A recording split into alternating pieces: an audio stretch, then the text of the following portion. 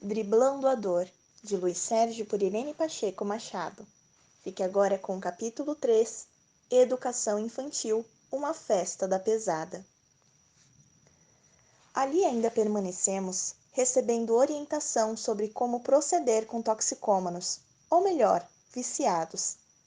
Enoque muito bem nos elucidou, e para não perder tempo perguntei: o que devemos fazer para ajudar alguém que sabemos ser consumidor de drogas? Caso se tenha um parente ou um amigo que consome drogas, jamais deve ficar falando, reclamando, porque de nada vai adiantar. E se for um jovem espírita a falar? Não diferencia dos outros e ainda vai ser chamado de careta. E se convencermos o viciado a tomar passes? Pode tentar, mas dificilmente ele aceitará. Quem se vicia é porque gosta. Veja bem, Luiz Sérgio, o exemplo do obeso. Se não partir dele a vontade de emagrecer, jamais deixará de ser gordo. Pode frequentar as melhores clínicas, que de nada adiantará. A cura parte de dentro para fora. O que a casa espírita precisa fazer é elucidar as crianças desde a evangelização, mostrar através de fantoches, de teatro infantil, o perigo do monstro devorador que é a droga. Hoje, o casal dá aos filhos bons colégios, conforto, mas se esquece do diálogo, de sentar-se com as crianças e discutir o que está ocorrendo no mundo. Um garoto de 6 anos já deve participar dos comentários relativos aos acontecimentos do dia, inflação, assuntos internacionais, enfim, estar a par do que está acontecendo na sociedade através do que aprenderá a respeitá-la. Uma criança não deve apenas brincar, deve desde cedo aprender a viver, e só aprendemos a viver convivendo com as verdades. O mundo da criança só é fantasia até os 4 anos. Passou daí, ela precisa enxergar com seus próprios olhos. Não é dose muito forte para uma cabeça infantil? Perguntou Lilia. É, mas é preferível o remédio ser dado pelos pais do que por um mundo sem Deus. O irmão acha prudente a mãe ou o pai, quando aumentar o preço do pão, por exemplo, chamar o filho e dizer: de hoje em diante vamos controlar nossas despesas. De hoje em diante pão não se joga fora. Ele está custando caro? Continuou indagando Lilia. E será que a criança vai compreender? Perguntei. Sim, ela não é deficiente mental. E depois, o pai deve expor a situação econômica do seu país. Enoque, o que estamos precisando mesmo é de diálogo, não é? Perguntou Lilia. Sim. Observando as crianças de hoje, percebemos que, apesar dos belos trajes e dos mais sofisticados brinquedos, elas estão relegadas à solidão. E o meio que encontram de se fazerem notadas é gritar bem alto: eu existo. Mas esse grito sai do peito de várias maneiras, às vezes por brigas constantes na rua, outras juntando-se a turmas barra pesada, enfim, a criança percebe o que está ocorrendo ao seu redor e reage à sua maneira. O que você acha de pais que consentem que crianças de 8 anos já frequentem festinhas que terminam a 0 hora? Indagou Lilian. Se os pais participarem da festa, não há mal algum. Mas se essas festinhas são a meia luz e os pais ausentes, cuidado, o seu filho ou filha já pode estar entrando na onda da moda, sexo e drogas. Tudo tem o seu tempo. Hoje, dói-me ver as meninas todas borradas de batom, blush, sombra, etc e tal. Mas, Enoque, é a sociedade atual. Como não permitir se todas as outras meninas se maquiam? Perguntou Sara. Aí é que está a força de uma mãe, força espiritual. Fazer a criança compreender que tudo tem o seu tempo. Acontece que os pais não querem se incomodar e aguentar as reações de uma criança zangada, que não são fáceis. Levamos horas e horas a convencer uma criança. Isso é praticamente impraticável para pais que estudam, trabalham e aplicam o seu tempo em academias e contas bancárias. O filho foi um acidente. A pílula falhou ou foi encomendado, planejado, porque, enfim, todos precisam ter filho. Karma. Enoque, é certo presentearmos por demais a criança? Perguntou Sara. Não vemos inconveniência nisso. Apenas que a criança aprenda a amar seus brinquedos e não os destrua. Ela precisa sentir que os pais desembolsaram certa quantia para adquirir os seus brinquedos. Mesmo a criança de tenra idade, quando a vemos agredir os brinquedos, devemos alisá-los e lhe mostrar que os brinquedos também gostam de carinho. Portanto, as casas religiosas que evangelizam as crianças também devem ajudar os pais, através de peças infantis que elucidem, eduquem e evangelizem, porque as crianças não se preocupam ainda com a vida. Devemos embelezar suas horas para que aprendam a bem viver. Não sabia, Enoque, interveio Sadu, que também conheces a alma infantil. Não a conheço. Apenas por conviver com os jovens, busco o passado de cada um, e lá encontro a causa do desequilíbrio de hoje. O que aconselhas os pais a fazerem nesta época da eletrônica, quando o consumismo toma conta de cada um? Não aconselho, imploro. O dia tem 24 horas. Se 20 horas do seu tempo é pouco para tantos afazeres, lembre-se de dispor de 4 ou 2 horas no mínimo em prol do seu filho. Ele não veio à terra para escandalizar, mas para aprender a ser digno. E árdua a tarefa de cada pai, mas bendito o lar que entrega para a sociedade gente de verdade e não homens com atitudes animalescas. O silêncio reinou no ambiente. O jovem sorriso olhou o painel e nele viu a palavra socorro. Esperei ansioso a explicação quando ouvi sua voz. Irmãos, temos de partir. Os raiozinhos nos chamam. Em uma casa ocorre uma roda de coca e 2 irmãos já estão prestes a sofrer uma parada cardíaca. Não poderei acompanhá-los. Há um trabalho junto à fonte da roda, mas tenham a certeza de que todo mundo vai sair-se muito bem. Que Deus nos acompanhe. Disse isso e retirou-se. Olhei com um amor de respeito e admiração o jovem raito de sol. 1,90 m de altura, olhos esverdeados, indiano em sua última encarnação. Engana-se quem diz que os lanceiros de Maria vestem-se como marajás. Eles são os peregrinos da caridade, pés descalços e fronte limpa, para receber os fluidos espirituais, que lhes dão condição de conviver com almas tão imperfeitas. Enoque sempre usa sua calça tipo pescador, tórax nu, sorriso constante. De tanto conviver com jovens e crianças, plasmou a fisionomia de 18 anos. Mas o que mais nos toca é a luta desse espírito para salvar almas. Ele tudo faz para varar a atmosfera pesada do umbral da terra, a fim de socorrer quem precisa. Como gostas dele, não é, Sérgio? Observou Carina. Gostar é pouco. Tenho por ele respeito e carinho, e quando respeitamos alguém, é porque esse alguém é muito importante para nós. Verifiquei o painel. O pedido lá se encontrava e quase de imediato alcançamos o local. Cerca de uns 200 metros já dava para ouvir a música estridente. Aproximamo-nos. Ao entrarmos, vimos casais se retorcendo em verdadeiras cenas de sexo explícito, coisa de arrepiar. Os parceiros às vezes se revezavam e nesse vai e vem ninguém parava para se drogar. Não era preciso.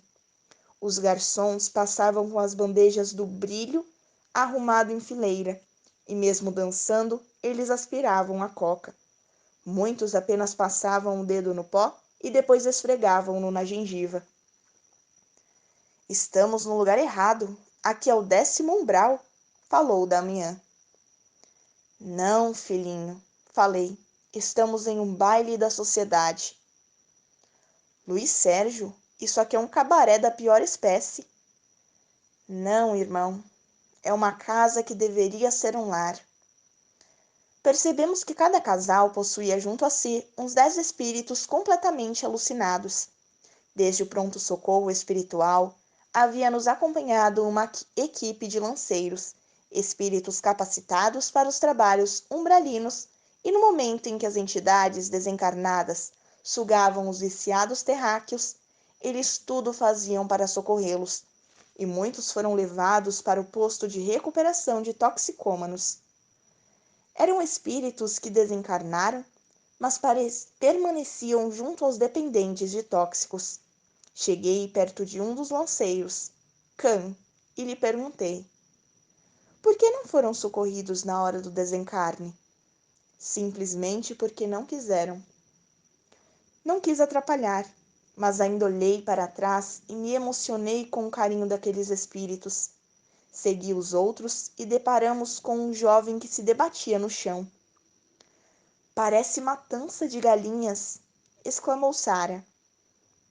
O jovem se retorcia e, para espanto nosso, os outros o ignoravam.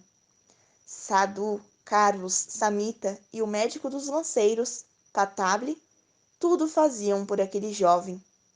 Havia misturado cocaína, maconha e álcool, e por último aplicado na veia uma substância por demais tóxica. Do seu braço escorria sangue, um quadro de terror. O doutor Patable juntou-se a uma garota que me pareceu a melhor delas e a intuiu a levar o rapaz até o hospital. Aliás, a melhor deles. Ali somente orávamos. Percebi que Lilian, por ser novata, estava cambaleante. Segurei-a fortemente, animando-a. Coragem, chega de doentes. Logo se recompôs. A jovem encarnada, intuída pelo doutor Patable, começou a gritar: Roberto está morrendo! Roberto está morrendo! Ninguém queria saber de nada. Um dos lanceiros parou a música. Eles gritavam alucinadamente. Entretanto, ajudaram um amigo. Antes não o fizessem, pois jogavam o mesmo para todos os lados e tentavam pegar a sua língua. Enfim, eles, em vez de ajudarem, estavam piorando a situação. O dono da casa, intuído por Sara, falou: Vamos levá-lo imediatamente a um hospital. Está louco, cara? Vamos ser descobertos e aí adeus liberdade. Não posso deixar que ele morra em minha casa. É galho demais para meus pais. 2 garotos seguraram Roberto, enquanto os lanceiros de Maria e os raiozinhos de sol auxiliavam aquele jovem que tinha uma encarnação pela frente. A festa terminou, pois nada fez o som funcionar, nem mesmo os chutes que o coitado do equipamento levou. Muitos deram no pé. Somente uns 3 casais ali permaneceram e ninguém pôde imaginar o que eles ainda fizeram. É o final dos tempos. As meninas de 14 anos eram vítimas de uma época onde os alucinógenos fazem dos homens animais doentes. Roberto continuou debatendo-se, só que agora em menor espaço físico. O grupo que o levou para o hospital estava muito drogado, mas o susto diminuiu o efeito do tóxico e Felipe, o dono da festa, chorava com medo do escândalo, que envergonharia o nome da sua santa família. Papai sempre me aconselhou a não me exceder. Ele e a sua turma consomem sem exagero, dizia ele lamentando-se. Mas o pó que eles usam é dos melhores, e nós, para aumentar o nosso, fazemos as misturas. Eu já lhe falei, isso é que mata, retrucou Renato. Não me diga que ele vai morrer, senão estamos fritos. Nisso, Felipe teve uma ideia.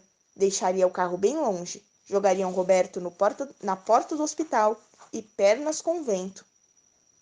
É mesmo, agora o policiamento deve estar cochilando. E assim fizeram. Colocaram Roberto no chão e nunca vi 2 pessoas correrem tanto. O policial não sabia se corria atrás dos garotos ou se socorria Roberto, que mesmo recebendo um tratamento especial da equipe espiritual de socorro, não suportou, vindo a falecer. No momento do desencarne, eu nem sabia se chorava. Assim, presenciei mais uma violência ao plano divino. No livro de frente, lírios colhidos, Presenciei o cordão de prata sendo desatado pela equipe de socorro. No desencarne de Roberto, presenciei o seu esmagamento. Observando o corpo do jovem Roberto, pude notar a sua corrente sanguínea, o THC. Se ligou completamente às proteínas do plasma sanguíneo, sendo uma proporção com as lipoproteínas, outra com a albumina. O sangue corria até o cérebro, sobrecarregando-o por demais. Os pulmões, por ser Roberto viciado desde os 12 anos, estavam diminuídos, ou melhor, atrofiados. Os médicos espirituais ali se encontravam tudo fazendo para minimizar a dor do irmão, mas ele nem me pareceu desligado do corpo físico. Apesar do impacto do desencarne, permanecia colado à matéria inerte, mas já declarado morto clinicamente. Meu Deus, Sadu, esse menino vai para a autópsia ainda vivo, observei. Sim, ele não tem como se separar do corpo, pois estraçalhou os fios da vida e não tem força para decolar. Explique, por favor. Imagem 1. Muito simples. Quando chega a época do homem deixar a casca grossa, que é o corpo físico, as ligações dos corpos vão se enfraquecendo, ou melhor, se desprendendo. Com o suicídio, o espírito não tem como deixar o corpo e, em vez de se deslocar, ele se agarra à matéria, assim. E mesmo que desejemos, não há como separá-los. O que se pode fazer por Roberto? Apenas prece? Não mais que isso, mas irá ajudá-lo, disse-me o doutor Patable. O corpo clinicamente morto estava envolto numa tela escura. O perispírito de Roberto, junto ao corpo que ele não soube respeitar. As veias estavam necrosadas pelos picos. O baço, o cérebro, tudo estava atingido por algo que mata, alucina, destrói e envergonha o espírito. O tóxico. Queria ficar ali mais tempo, estudando aquele corpo. Foi quando os pais, desesperados, chegaram e notei que pediram ao médico sigilo, pois o filho era viciado em drogas. Eles não vão apurar a morte? Perguntou Lilian. Não. Se fossem apurados todos os desencarnes por droga, viveríamos num mundo de escândalos. Não seria mais justo? Talvez até um mínimo de jovens deixasse a droga. Talvez.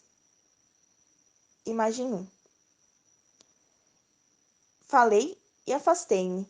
A nossa equipe ainda ficou para tentar ajudar Roberto, mas eu achava muito difícil alguém fazer alguma coisa. O espírito do jovem ainda iria sofrer muito. Saí e esperei do lado de fora, antes passando pelo pronto-socorro e vi o contraste da vida física. Uns lutando para viver, outros morrendo a cada dia. Deitadas nas macas estavam pessoas atropeladas, doentes cardíacos, vítimas de desastre de carro, enfim, muitos seres necessitados de cuidados médicos. E ali, junto a eles, um jovem cheio de saúde jogou pela janela uma encarnação, de modo cruel, pelo excessivo uso de tóxicos. Esperei a minha turma e me deparei com outro grupo que prestava, aliás, ajuda na terra. Quando nos reunimos, perguntei aos médicos: até quando a besta vai matar? Até o dia em que cada família elucidar os filhos sobre a vida após vida, para viver com Deus, respeitar suas leis, o jovem amando o seu próximo e não somente a si mesmo. Doutor, o jovem fez uma vitamina de tóxicos, misturou tudo o que tinha direito. Por isso a explosão? É, meu amigo, ele não estava num dia feliz. Por mais que se drogasse, não se satisfazia. Brigou em casa, foi expulso do colégio e os pais não o queriam mais no lar. Nesse estado de espírito angustiado, ele buscou alucinadamente os tóxicos naquela noite e foi misturando tudo, até produzir o que assistimos, uma explosão sanguínea. Nenhum organismo aguenta tanta substância tóxica, nem mesmo um coração jovem. Os pais pareciam aliviados. Sim, quando descobriram que Roberto consumia drogas, levaram-no a um psicólogo. Mas esse trabalho individual muitas vezes chega tarde até o profissional. O certo é curar o doente antes de consumir drogas. Todos os jovens devem procurar um psicólogo? Sim, se os pais notarem que há algo errado no comportamento dos filhos, se mente por demais, se é áspero com os irmãos, se agride a propriedade alheia, se é péssimo aluno, se destrói o que é seu e o que é dos outros ou apresenta mudanças de humor. Mas essa já não é a conduta de um viciado? Não. Nesse estágio, a droga ainda não chegou, mas as tendências da falta de educação familiar já. Portanto, o jovem difícil precisa de um tratamento da mente antes que o verdadeiro mal o atinja, o tóxico. Nunca imaginei que antes o jovem apresentasse a sua outra face. É verdade. Com 8, 10 ou 12 anos, a criança já está colocando para fora as suas neuroses. E parte sempre desse princípio. Daí é que vem a dependência. O jovem se droga somente para se autoafirmar, agredir a família e sentir que está na moda. Por que não se educa o jovem para não consumir tóxico? O certo é, desde tenra idade, oferecer ao filho uma educação firme e disciplinada, dando-lhe exemplos de hombridade, longe das mentiras e das fraquezas. O irmão segurou o meu ombro e fomos deixando o hospital. Desejei pegar meu violão e dizer muitas coisas, mas apenas cantei uma canção de amor a Deus por ele nos ter ofertado a vida, e trabalhando, pedir-lhe perdão por fazer parte de sua família tão complicada. Como Deus deve sofrer por ter na sua família toxicômanos, assaltantes, assassinos e outros mais. Mas mesmo assim, ele vive perdoando seus filhos. Quanta dignidade! Fitei o céu e pisquei para uma estrelinha, querendo dizer-lhe: vai, diz a todo o universo que sou feliz, porque respeitei o meu corpo físico e tudo faço para me tomar digno trabalhador da seara do Mestre. Diz, estrela, isso, que sou feliz, porque em muitos corações deixei uma lembrança de saudade e amor. Diz também que um dia batalharei na eternidade, junto a todos os que acreditam em um mundo de paz. Que assim seja, graças a Deus.